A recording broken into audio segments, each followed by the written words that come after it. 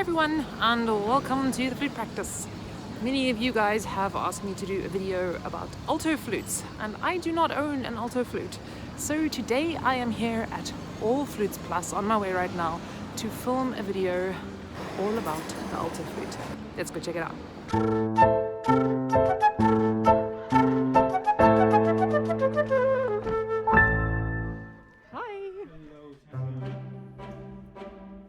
So I'm here in this beautiful studio space. As you guys can see, I am going to be playing on a Trevor James alto flute today, mainly because I have heard that this is a lovely instrument. You really get good value for money. It's got a lovely sound and it's reasonably affordable as far as alto flutes go. You're only going to be dropping about £1,500. I'm not sure how many dollars that is. Guys, this is not going to be kind of reviewing different alto flutes today. This is your introduction to this awesome, beautiful instrument and how it all works. Now, I do want to make a little disclaimer here. Like, most of the reason why I'm here today is because I don't actually own an alto flute, and I don't actually have a huge amount of experience with the alto flute. I'm going to play on this guy a little bit. There are some basic stuff that I know and that I'm going to tell you, and hopefully as I play I'm going to share my experience and knowledge with this. Okay, so here is our beautiful instrument, and hopefully the first thing you notice is it is really big compared to the normal flute. It is a whole lot bigger. I can hardly fit it into my screen here. So it is heavier. It is heavier and a little bit more tiring to hold. So my first tip that I'm going to just start off with is, guys, you're going to need to take a lot more breaks and rest when you are playing this instrument. It is a lot more taxing for the body. So if you're playing an alto flute and you're like, why am I getting so tired? Now you know. So to start off with, I'm just going to play you a few notes so you can hear what this gorgeous instrument sounds like. Not like that.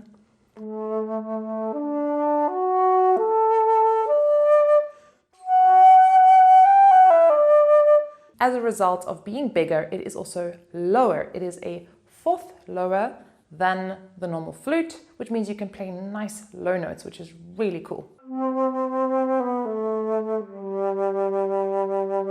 It goes so nice and low. This instrument is great for flute ensembles. It's wonderful to create kind of a bassy feel. It's used sometimes in orchestral playing, some really beautiful famous orchestral solos. It's also used very frequently in jazz music. It's becoming very popular. A lot of jazz musos are loving the kind of soft, gentle sound of this instrument, which is really, really, really cool. Now, a really important thing to note about the alto flute, it is a transposing instrument. Help! This means that this instrument is not in C, like your normal concert flute. It is in G. That means that whenever somebody is playing something in C major, you are going to have to play it in G major, or it's going... That means that whenever somebody is playing something in G major, you are going to have to play it in C major, or it's going to sound terrible. So to simplify this more, it means that when you're playing a D, when you're fingering a D on this instrument, it sounds like an A on the normal flute. So if I'm going to tune, I'm going to use the D. There's your A. Slightly confusing, I know, but luckily, you do not have to transpose on site. Like, most of the music you get is written in the key that the instrument is in. It'll be in a different key to everyone else's, but it'll sound right. So you just play the music in front of you and you're good to go. There are various head joint options. So you could have the straight head joint, which you see over here. You could also go for the curved head joint, which I'm going to show you. So here we have the curved head joint over here. The one obvious advantage is that it makes the flute a little bit smaller and easier to hold. Their disadvantage, I would say, is that it kind of makes the balance of the instrument a little bit more tricky. There's kind of two ways you can do it. You can either do it like, well, that's not any way, don't do that. But you could either do it off to the side. I've seen some people do. This is tricky. I don't want to grab around the lip plate. You guys know that's bad. Don't do that. So you could do it to the side like this.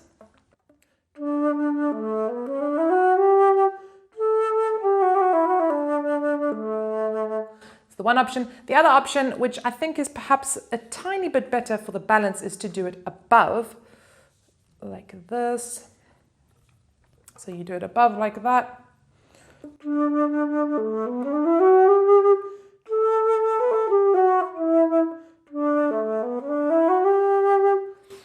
I don't know which I prefer. I probably prefer it a little bit more off to the side, to be honest with you. For me, that feels easier for the balance, but definitely something you can play with.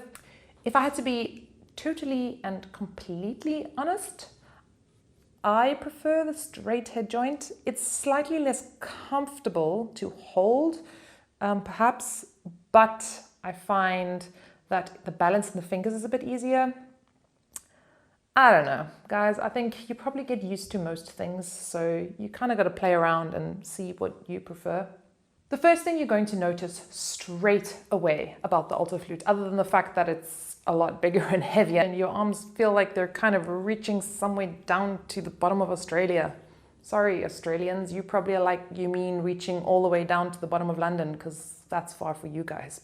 But the first thing you will notice about this instrument is that you need to have a much more relaxed, bigger embouchure. If I try to focus too much, and I was doing this right at the beginning when I picked this guy up, it actually just stops the sound, like there is no sound. We really have to release and open.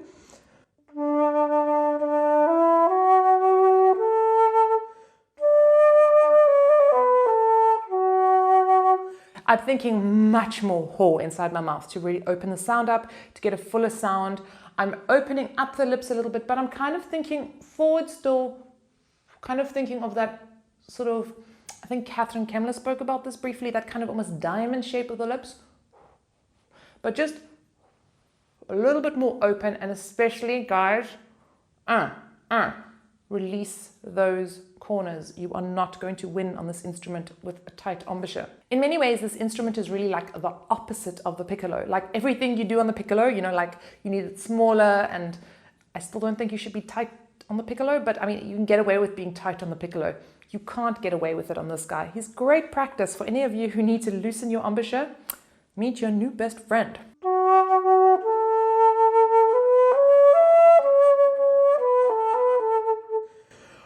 Oh my goodness, that needs so much more air than on the flute. Another really big point, because this instrument is so much bigger and the embouchure is a bit bigger, you actually need quite a lot more air to play it. It's quite tiring, it's quite taxing.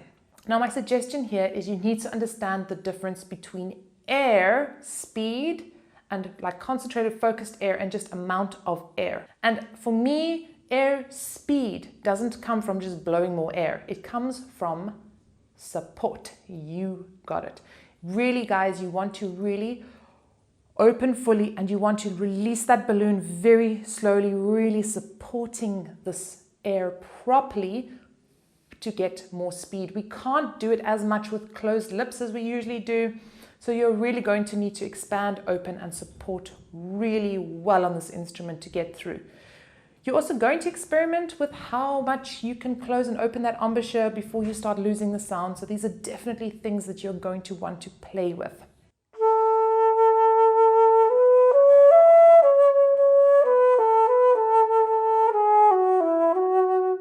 Once again, you are going to straight away hear the difference in the sound when we just open and release that embouchure a little bit.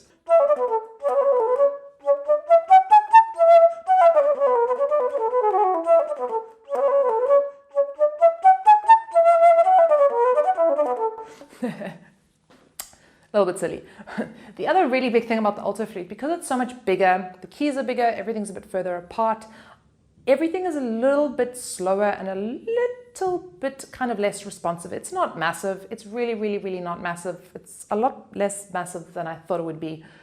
But it's important to know. It's kind of like steering a small ship versus steering a big ship. You know, with a big ship, you need to move that rudder, and then it's just going to take like a little bit longer for that ship to actually start turning.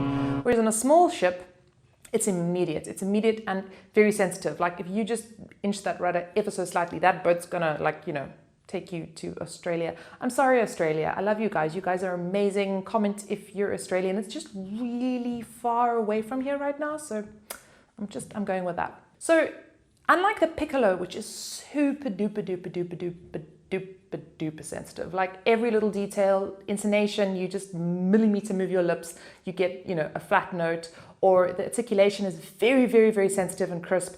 Everything here is kind of the opposite of that. It's a little bit less sensitive, which is nice. Like you can actually hide a lot more. Like if I played that Mozart on my normal flute or even on the piccolo, like you would notice how uneven my fingers were sounding because I haven't practiced it in a while. Whereas on the alto flute, I think it's a bit more forgiving. But as a result, I think you have to work a little bit harder to get that same precision.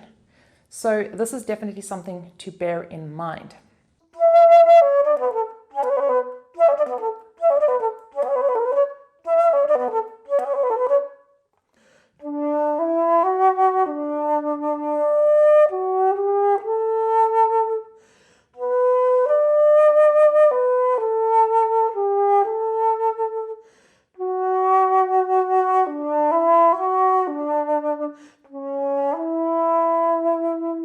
I must say, guys, this is a really, really gorgeous instrument. Like, it is so beautiful. And I've played some not so good alto flutes that are a lot more difficult to play.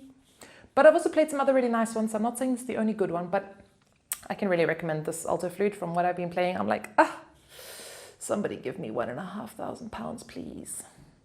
Guys, remember that if you are in the US and you would like to buy this beautiful instrument, you can do so at the Flute Center of New York.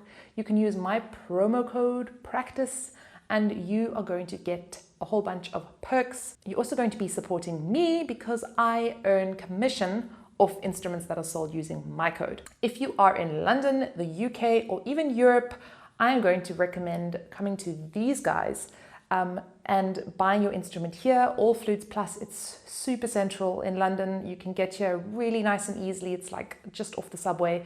Of course, you could probably buy your instrument in any local flute shop. And if you are looking for a nice, reliable, good brand, this is your guy. Okay, so the $1,000,000 question. You've got your alto flute. Now what? How do you go about kind of starting on this guy? You know what I'm gonna say, right? Scales and arpeggios, guys. Scales and arpeggios. I'm serious, guys. I always just start by doing slow, calm scales.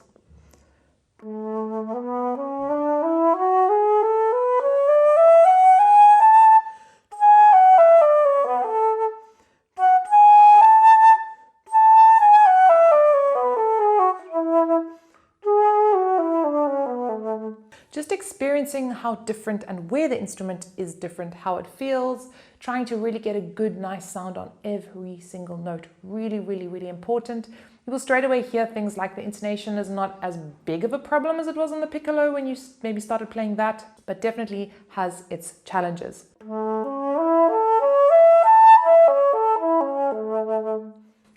The other really interesting thing on the alto flute is the third register. It sounds quite kind of like harmonic-y, quite airy and hollow. Not its best register. Like, I definitely think the alto flute was built for the first two registers. It's so gorgeous in those registers. But that being said, I think like the low register on the piccolo, it's such an interesting register, actually. It's got a very particular sound, and I'm very sure that there are composers and musicians that use that particular register and the sound.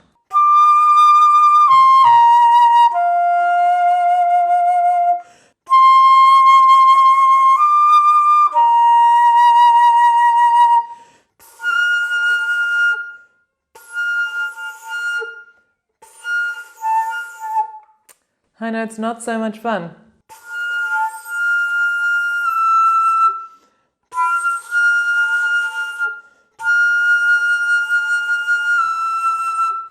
Like everything, I think it just takes some adjusting and some practice of really staying open.